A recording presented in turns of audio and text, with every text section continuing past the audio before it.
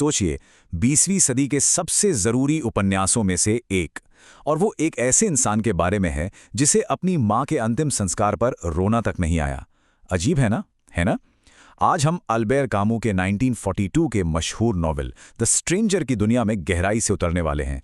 ये एक ऐसी कहानी है जो समाज, नैतिकता और हमारे अपने होने के मतलब पर बहुत गहरे सवाल खड़े कर देती है।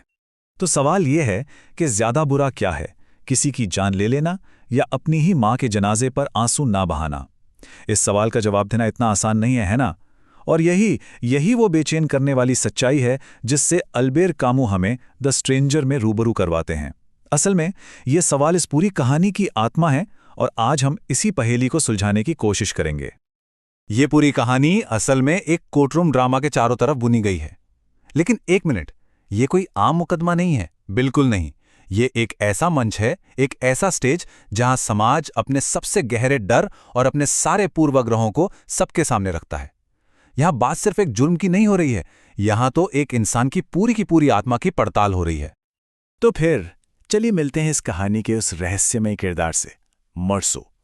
आखिर ये है कौन और क्यों ये दुनिया को इतनी अलग नजरों से देखता है? पूरी की पूरी कहानी उसी की आंखों से कही गई है और यकीन मानिए, उसका नजरिया ही इस नॉवेल को इतना यादगार और इतना परेशान करने वाला बनाता है। बस इतना ही। कोई दुख नहीं, कोई अफसोस नहीं, सिर्फ एक ठंडा सपाट सच। नॉवेल की ये पहली लाइन, सिर्फ ये एक लाइन ही हमें मर्सो की दुनिया में खींच लेती है। और ये एक लाइन उसके बारे में वो सब कुछ बता देती है जो शायद पूरा समाज कभी समझ ही नहीं पाएगा।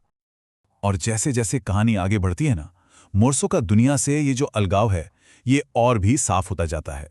सोचिए, मां की मौत हो, एक नए रिश्ते की शुरुआत हो या फिर किसी की जान लेना, उसकी हर एक हरकत में भावनाओं की पूरी तरह से कमी दिखती है। तो सवाल ये उठता है कि क्या ये एक शैतान का बर्ताव है या फिर यहां पर्दे के पीछे कुछ और ही चल रहा है? देखिए, मर्सो के इस अजीब बर्ताव के पीछे एक तर्क है, एक पूरा का पूरा फलसफा है, एक ऐसा दर्शन जो हमारे जीने के तरीकों और हमारी मान्यताओं की नींव को ही हिलाकर रख देता है। और इसे समझने के लिए हमें कामू के एब्सर्ड के सिद्धांत को समझना ही होगा। इसे ऐसे समझिए जैसे कोई एक बहुत जरूरी सवाल पूरी शिद्दत से पूछे और जवाब में सिर्फ और सिर्फ सन्नाटा मिले। वो जो बेचैनी है ना, वो जो टकराव है, बस वही एब्सर्ड है। हम इंसान, हमारी फितरत है कि हम हर चीज में कोई मतलब, कोई वजह, कोई कहानी ढूंढते हैं। पर यह ब्रह्मांड, वो हमारी इस जरूरत के प्रति पूरी तरह से खामोश और उदासीन है। उसे कोई फर्क नहीं पड़ता। यहां इस टकराव को बिल्कुल साफ साफ देखा जा सकता है। देखिए, एक तरफ है हम इंसान और हमारी मतलब ढूंढने की वो कभी ना खत्म होने वाली प्यास, और दूसरी तरफ इस ब्रह्मांड की ठंडी बेपरवाह उदासीनता। ये एक ऐसी लड़ाई है जिससे कोई नहीं बच सकता, और यही कश्मकश, यही टेंशन एब्सर्ड की असली जड़ है। तो इसका मतलब क्या हुआ? इसका मतलब ये कि मर्सो कोई पागल या बुरा इंसान नहीं है। नहीं, कामू की नजर में तो वो एक एब्सर्ड हीरो है, शायद हम सबसे ज्यादा ईमानदार। क्यों? क्योंकि वो उस सच्चाई के साथ जी रहा है जिससे हम में से ज्यादातर लोग मानने से भी डरते हैं। वो दिखावा नहीं करता, वो समाज के झूठे दिलासों को, झूठी उम्मीदों को स्वीकार नहीं करता।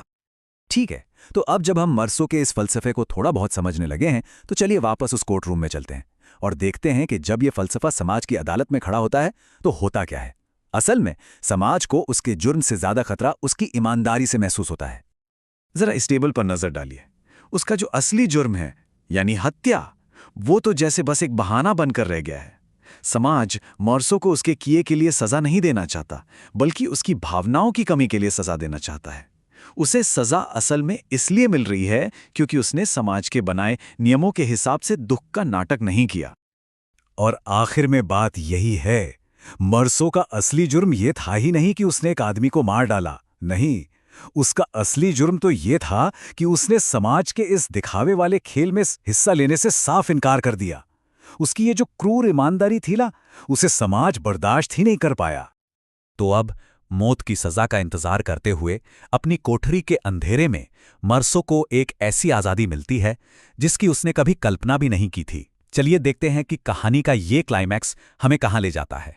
जब पादरी उसके पास आता है, उसे ईश्वर और मौत के बाद की जिंदगी की झूठी उम्मीद देने, तो मर्सो उसे ठुकरा देता है।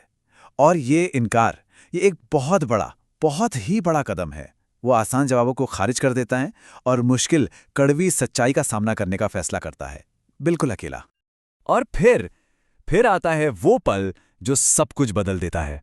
मैंने खुद को दुनिया की कोमल उदासीनता के लिए खोल दिया। इन शब्दों में गुस्सा नहीं है, कोई शिकायत नहीं है, सिर्फ एक गहरी शांति है।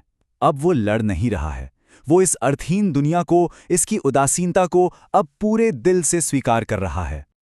जरा सोचिए, समाज की हर उम्मीद, हर नियम से पूरी तरह आज़ाद हो जाना कैसा महसूस होता होगा? हाँ, ये एक डरावना ख्याल हो सकता है, लेकिन कामों के लिए यही तो सच्ची स्वतंत्रता है। जिस पल मर्सो ये मान लेता है कि किसी भी चीज़ का कोई मतलब नहीं है, ठीक उसी पल वो हर तरह के सामाजिक दबाव से हमेशा के लिए आज़ाद हो जाता है। तो सवाल यह है कि ये परेशान करने वाली कहानी आज हमें क्या सिखा सकती है? सच कहूं तो इसके सबक 1942 में जितने ज़रूरी थे, शायद आज की इस दिखावे की दुनिया में उससे भी कहीं ज़्यादा ज़रूरी हो गए हैं। ये नॉवल, ये सिर्फ एक कहानी नहीं है, ये हमारे पूरे अस्तित्व पर एक कॉमेंट्री है। एक सवाल है कि क्या हम सच में वैसे ही हैं जैसा हम दुनिया को दिखाते हैं? इसकी एकदम सीधी साधी भाषा, लेकिन उतने ही गहरे सवाल, यही चीज़ें इसे एक टाइमलेस क्लासिक बनाती हैं। एक ऐसी किताब जो हर पीढ़ी को अपनी मान्यताओं पर सवाल उठाने के लिए मजबूर करती है। तो अंत में हम इसी एक सवाल पे आके रुकते हैं। क्या कोई इंसान इस दिखावे के बिना ईमानदारी से जी सकता है कि जिंदगी का कोई ऐसा मतलब है जो असल में है ही नहीं? द स्ट्रेंजर कोई आसान जवाब नहीं देता, बिल्कुल नहीं। लेकिन हाँ, ये हमें सही सवाल पूछने के लिए जरूर मजबूर करता है। इस पर सोचिएगा जरूर।